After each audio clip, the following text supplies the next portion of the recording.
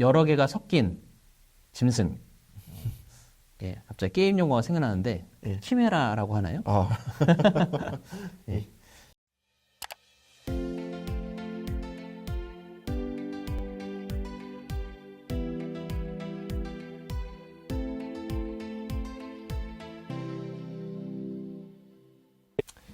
예, 안녕하십니까? 안녕하세요. 예, 충청화폐 성도님 여러분, 삶과 말씀을 나누는 충청화폐 교과 방송입니다. 오늘 10일과는 임박한 쟁투입니다. 먼저 기억절을 읽고 시작하겠습니다. 그들을 진리로 거룩하게 하옵소서. 아버지의 말씀은 진리니이다. 요한복음 17장 17절 말씀.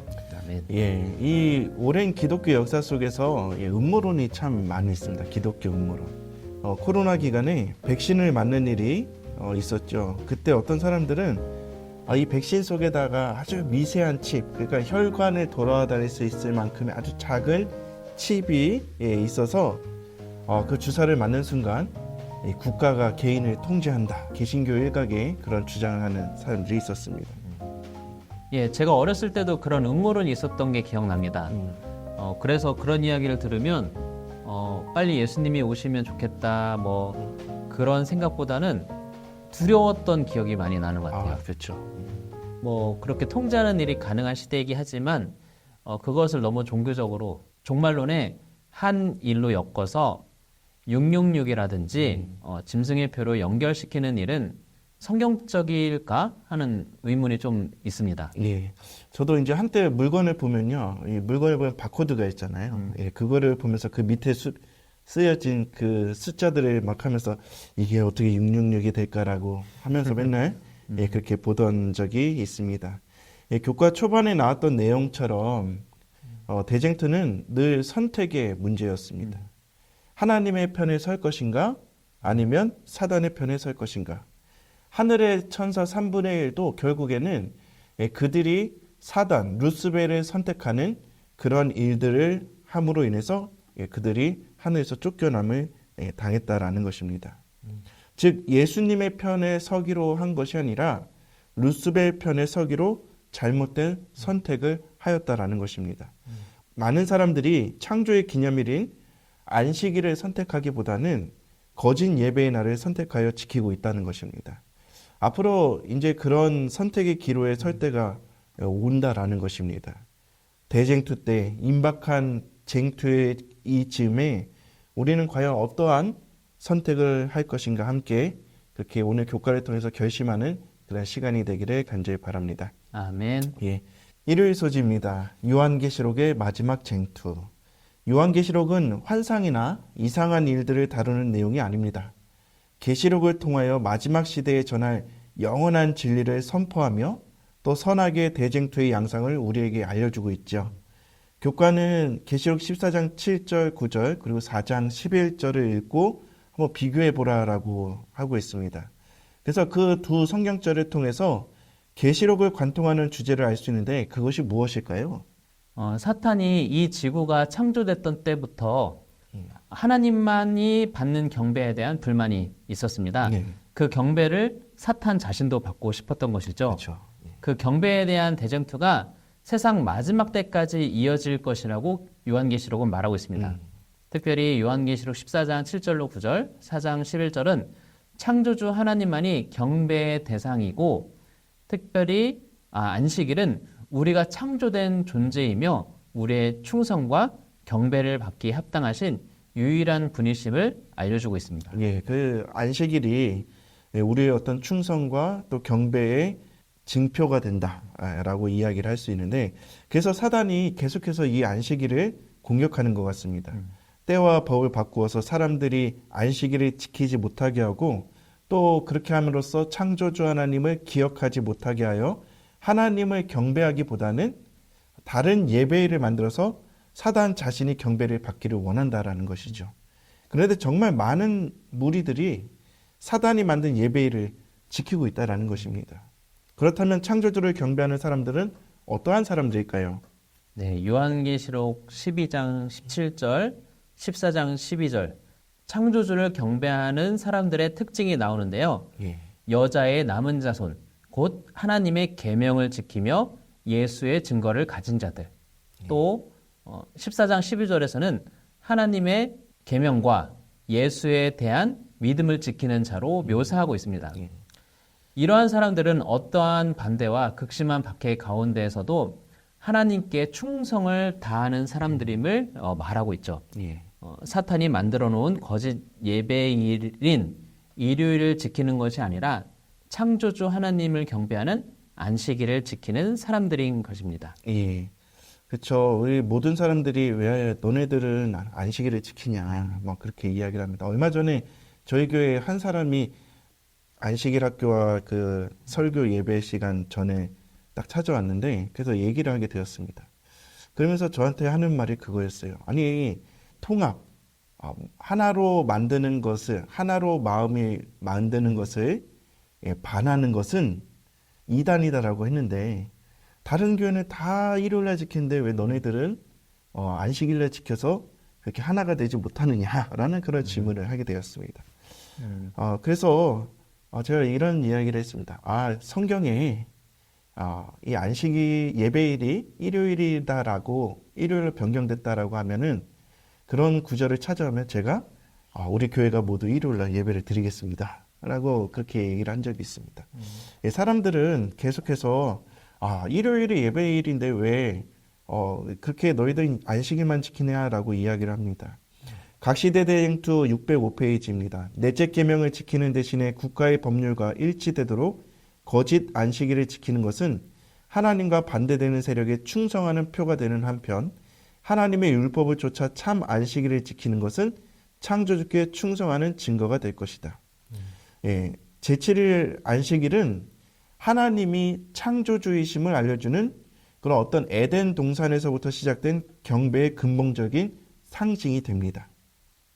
안식일을 공격하고 안식의 정신을 무너뜨리는 것은 하나님의 권위에 도전하는 행동이 되는 것이죠.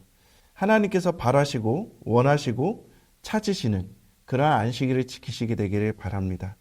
안식일 교인이라고 불리는 저희도 사실 이 안식일을 제대로 지키지 못할 때가 많이 있는 것 같습니다. 우리 교회는 가지만은 그러나 우리의 언행이나 행동들이 안식일 정신을 제대로 지키지 못할 때가 있습니다.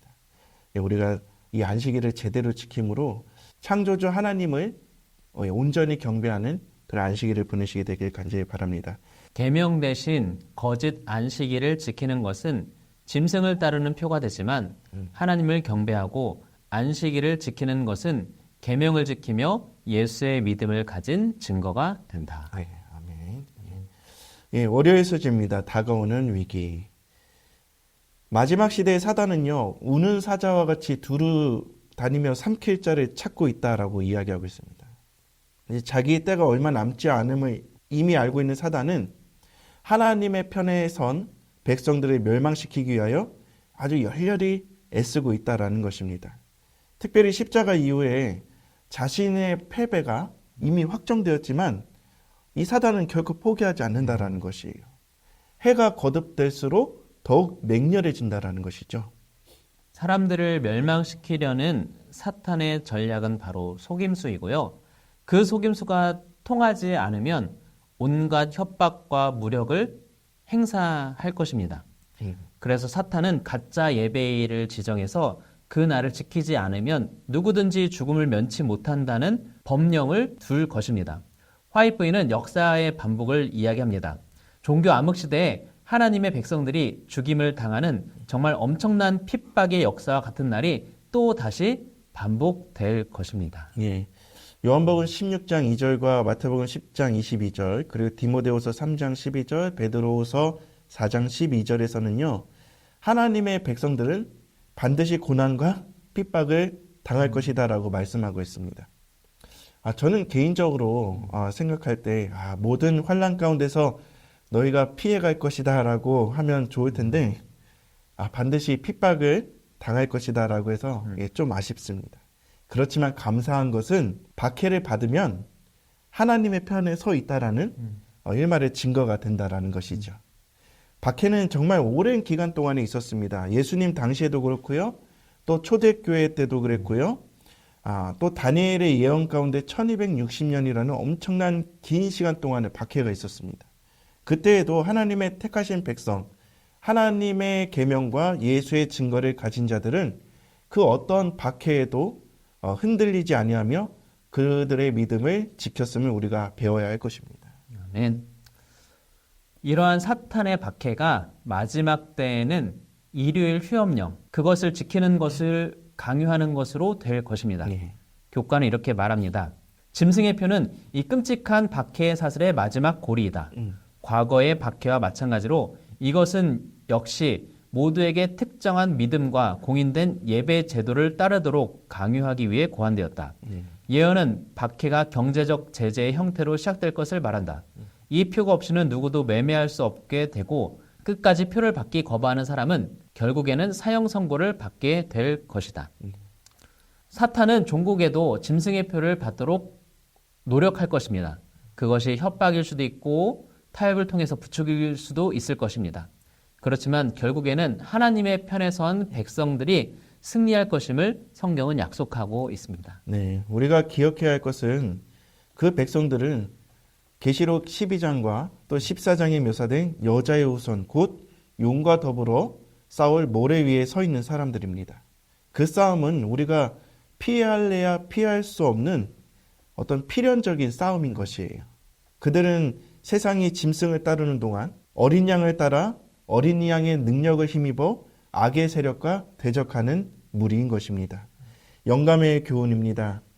박해와 죽음으로 강요하는 짐승의 표, 이 소수의 남은 무리는 용의 군대에 의하여 지도를 받는 세상의 권세를 저항하는 치열한 싸움에서 스스로 방어할 수 없으므로 하나님을 그들의 방패로 삼는다. 왜냐하면 그분의 도움 없이는 그처럼 무서운 싸움을 치를 길이 없기 때문이다. 방금 읽어주신 영감의 교훈을 보니까 예. 대쟁투는 결국 하나님께서 우리를 위해서 싸워주신다. 왜 아까 박해를 받게 되는 것이 있는지 좀 아쉽고 두렵다라는 그렇죠. 생각이 들기도 하지만 예. 그 가운데서 하나님께서 우리를 위해서 싸워주시니까 승리할 수 있다는 생각이 듭니다. 예. 그런데 우리가 두려워하는 이유는 그 싸움에서 내가 하려고 하고 내가 뭔가를 하려고 하다 보니까 힘이 연약하고 두렵고 패배할 것 같으니까 그래서 어렵게 생각이 될 테지만 우리 편에 군대 장관 되시는 예수 그리스도가 있음을 믿고 담대하게 되시기를 바랍니다. 네, 그렇습니다. 교훈의 말씀입니다. 짐승의 표는 특정한 믿음과 공인된 예배 제도를 따르도록 하기 위해 경제적 제재의 형태로 다가오지만 하나님의 백성은 그리스도를 힘입어 승리할 것이다. 아멘. 우리에게는 승리가 보장되어 있습니다. 아멘. 그 승리를 믿으심으로 마지막 때에 대한 어떤 그런 두려움을 떨쳐내시게 되기를 바랍니다. 아멘. 화요일 소지입니다. 짐승의 정체.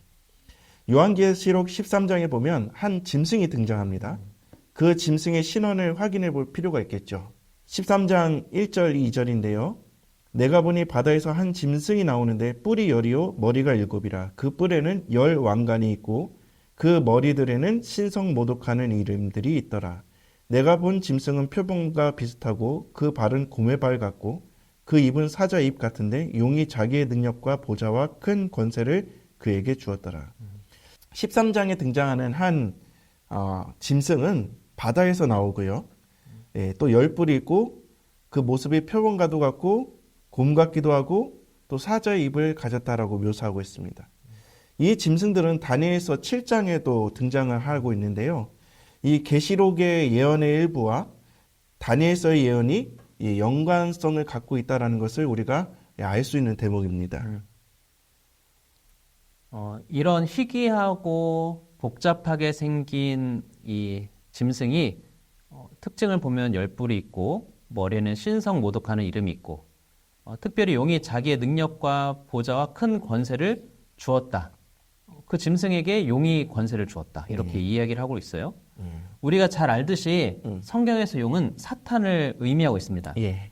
여러 개가 섞인 짐승. 갑자기 게임 용어가 생각나는데 키메라라고 하나요?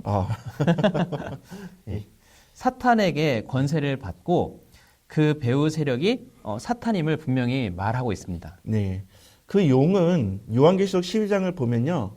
아이가 태어나면 그 사내 아이를 멸망시키려고 하지만 그 아이는 후에 하나님 앞과 그 보좌 앞으로 올라갔습니다.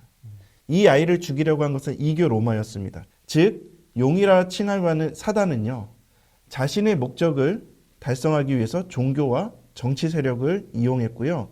계시록 12장에 등장하는 이 용은 이교 로마임을 우리가 알 수 있게 됩니다.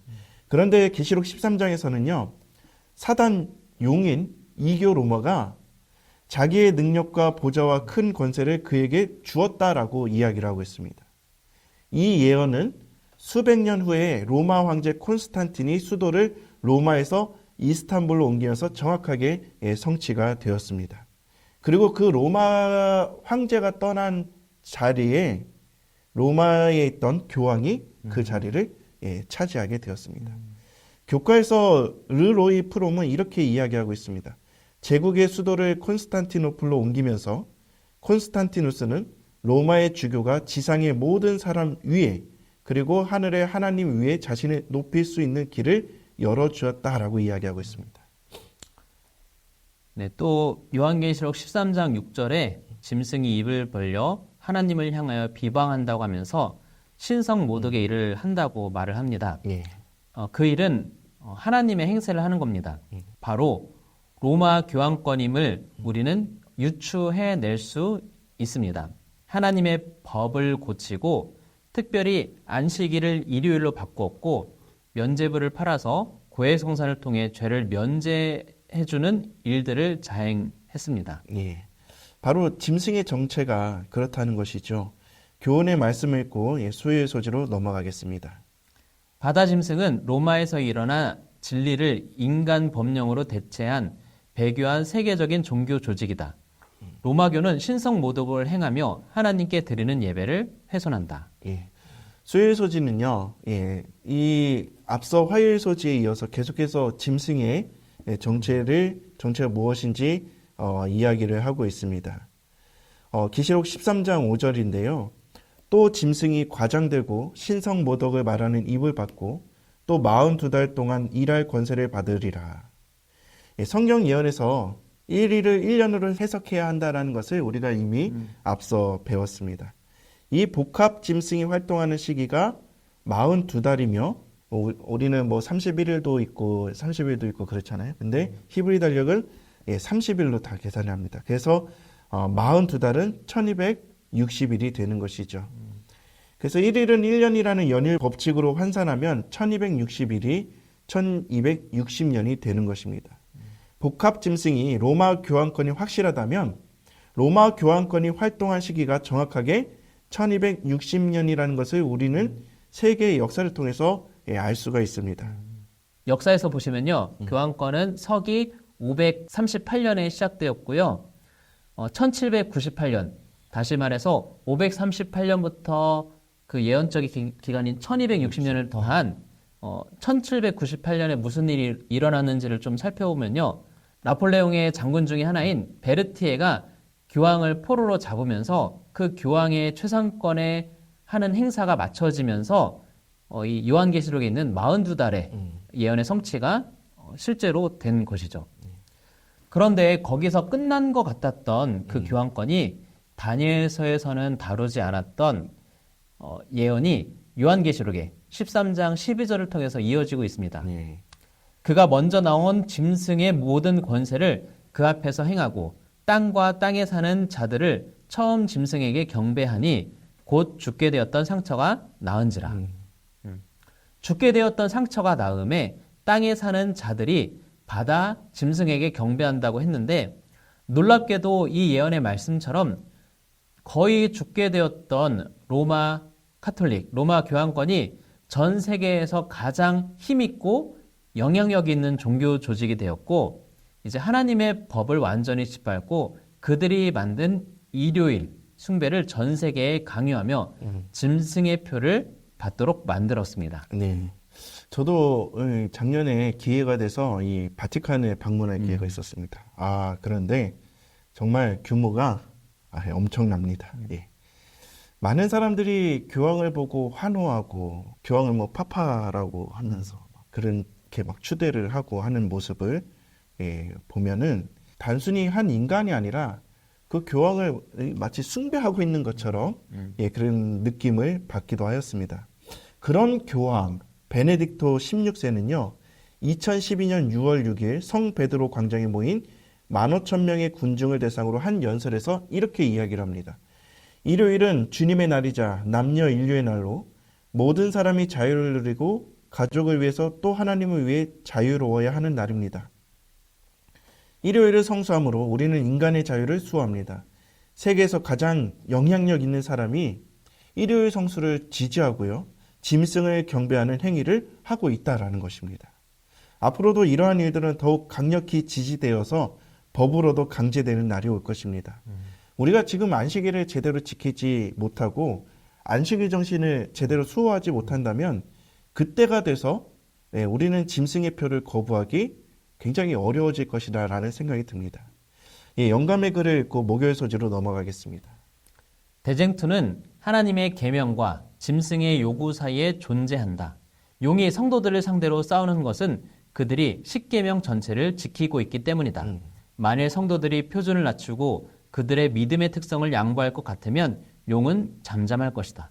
그러나 그들이 용감하게 표준을 높이고 법왕권의 제도를 존중하고 있는 개신교를 대항하여 그들의 깃발을 펄럭여야 하기 때문에 그들은 용의 분노를 자극할 것이다. 결국 우리가 용과 싸울 수밖에 없는 것은 우리의 표준, 또 안식일을 지키려는 그런 노력들, 또 그 안식일 정신을 수호하려는 그런 노력들이 사단을 더욱 자극하기 때문에 결국에는 용과 싸울 수밖에 없다라는 것이죠. 어떻게 보면 용과 싸우는 것도 굉장한 특권이다라는 생각이 듭니다. 아무나 싸우는 것이 아니에요. 하나님의 계명과 예수의 믿음을 가진 자들만이 용과 싸울 수 있는 것입니다. 그러한 어떤 특권에 저도 좀 포함이 되기를 저도 열심히 노력을 해야겠습니다. 목요일 소지입니다. 땅에서 올라오는 짐승. 계시록 13장 초반에 보면요. 바다에서 올라온 짐승이 있는데 이번에는 땅에서 또 짐승이 올라옵니다. 왜 이렇게 짐승이 자꾸 올라오는지 모르겠어요. 아무튼 바다에 이어 땅에서도 올라오는 것입니다. 계시록 17장 15절에서 바다는 무리, 백성, 열국, 방언을 가리키고 있고 땅은 그와 반대로 인구가 희박한 지역을 의미하고 있습니다. 이 두 번째로 나타난 짐승 역시 이 재림교의 주석에 의하면 처음에 바다에서 올라온 짐승과 동일한 종류임을 암시하고 있다라고 그렇게 주석에서는 이야기하고 있습니다.